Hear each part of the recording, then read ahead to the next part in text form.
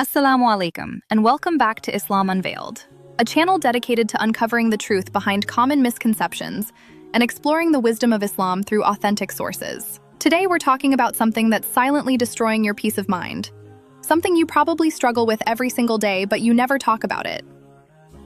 Let's begin. You wake up in the morning. The first thing you do? You grab your phone. You scroll through Instagram, TikTok, WhatsApp status. Within 2 minutes, you've seen 3 people living what looks like a perfect life. Someone got engaged, someone got a promotion, someone just bought a house, and suddenly, your life doesn't feel good enough anymore. You feel empty, you feel behind, you feel like you're failing at life. This feeling is so common now that most people don't even realize it's destroying them. But here's the thing, Islam actually addresses this directly. And once you understand what Allah is telling us, everything changes.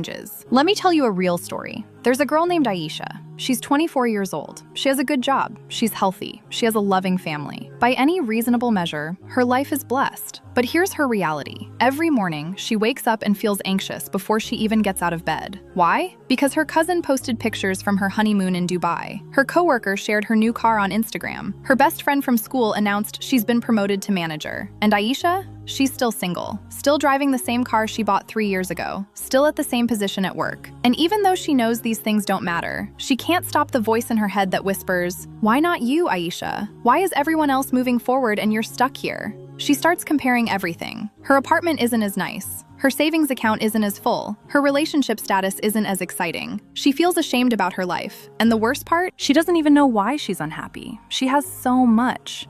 But it feels like nothing, because everyone around her seems to have more. Do you know what happened next? Aisha started pulling away from her friends. She stopped posting anything on social media. She felt disconnected from her own blessings because she was too busy looking at everyone else's. She thought the problem was her life. But the real problem was much deeper than that. Here's what happens when you spend your life comparing yourself to others. Your brain literally rewires itself. You stop seeing what you have. You only see what you don't have. You start measuring your life through someone else's eyes instead of your own. Think about it. When you look at someone's social media, you're not seeing their real life. You're seeing a carefully curated highlight reel. You're seeing one photo out of 50 that they took. The best angle, the best lighting, the best moment. But our brain doesn't think about that. Our brain sees that photo and thinks, this is their normal life. This is what they do all the time. Meanwhile, my life is boring and small. And so you start making decisions based on comparison, not based on what actually makes you happy. You want a better car because someone else got one, not because you need it. You want to get married faster because your friends are getting married, not because you're ready. You want to make more money because everyone else is earning more, not because it will actually improve your life. And here's the scariest part. This game has no finish line. Even if you get everything you're comparing yourself for right now, you'll just find someone else to compare yourself to. There will always be someone with more, someone with better, someone with faster. This is the trap. This is the cage. And most people don't realize they're living in it until it's too late. Because comparison doesn't just steal your joy. It steals your entire sense of self. It makes you a prisoner of other people's lives. Now, let me tell you what most people believe. And this belief is destroying their mental health. Most people believe something like this. My worth is measured by how I compare to others. If I'm not as successful as my friends, I'm failing. If my life isn't as exciting or put together as what I see online, then something is wrong with me. The more things I have, the more money I make, the better I look, the more valuable I am as a person. This is the misconception that's causing all the pain. And here's the thing, no one explicitly teaches you this. But society, social media, and the way we're raised all whisper this message constantly. So you believe it without even realizing you believe it. You've accepted it as truth. But I want to tell you something that might change your life. This belief is not true, not even close. Your worth is not measured by anything external, not by money, not by status, not by how you compare to others. Your worth is fixed. It's inherent. It comes from the fact that you are a human being created by Allah, and no amount of comparison can change that. Think about it logically for a second. If your worth was measured by comparison, then the richest person in the world would be the happiest. But they're not. Many of them are deeply depressed. If your worth was measured by how you look, then the most beautiful people would be the most confident. But they're often the most insecure. If your worth was measured by your job title, then once you get the promotion you wanted, you'd be satisfied forever. But you won't be. You'll just want the next promotion. This is because comparison is a lie. It's a beautiful lie. It feels real. It makes logical sense on the surface. But it's not how life actually works. And here's what's wild. Islam told us this 1,400 years ago. when the world didn't have Instagram, when people didn't have the technology to compare themselves to thousands of strangers every single day. Allah already knew that humans would fall into this trap, because comparison isn't a modern problem, it's a human problem, and the cure for it has always been in the Quran. Before we continue to the solution, if you're really finding value in these videos and you want more content that helps you understand Islam and navigate modern life through Islamic wisdom, consider subscribing to Islam Unveiled. It helps us reach more people who are struggling with these exact issues. Now let's continue. Allah says in Surah Taha, verse 131, "And do not extend your eyes toward that by which we have given enjoyment to various classes of them, being but the splendor of worldly life by which we test them. But the provision of your Lord is better and more lasting." Let me break this down because it's profound. Allah is directly telling us, don't look longingly at what others have. Don't let your eyes extend toward their possessions, their success, their lifestyle. Why? Because Allah is reminding us of something crucial. What you see other people enjoying is a test. It's not real success. It's not real happiness. It's the splendor of this world, the temporary flash, the thing that looks shiny but doesn't last. And then Allah gives us the antidote. But the provision of your Lord is better and more lasting. What you have from Allah, your actual blessings, those are real, those are lasting, those are better. This ayah is not telling you to feel bad about wanting nice things. It's not telling you to ignore everyone else's success. It's telling you something much more powerful. It's telling you to trust that what Allah has given you is exactly what you need, and what Allah has given others is what they need. Your journey is your journey. Their journey is their journey. The comparison is the poisonous thought, not the things themselves. Now here's where this becomes real in your actual life. Allah is saying, the reason you feel so empty when you compare yourself is because you're looking at the wrong thing. You're looking at the temporary, the flashy, the test, and your soul knows that's not real. Your spirit knows that comparing you to a highlight reel is comparing apples to broken glass. So you feel bad, and you keep feeling bad, because you're chasing something that was never meant to be your measure of success. Think about Aisha from earlier in this video. When she stopped comparing herself to her cousin's honeymoon, her friend's promotion, her coworker's car, what actually happened? She realized something. She realized her life was actually full. Her family was loving. Her job was stable. Her health was good. She had so much, but she couldn't see it because she was looking at everyone else. And once she understood this ayah, something shifted. She realized that what Allah gave to her cousin was for her cousin. What Allah gave her coworker was for her coworker. And what Allah gave to Aisha was specifically chosen for Aisha.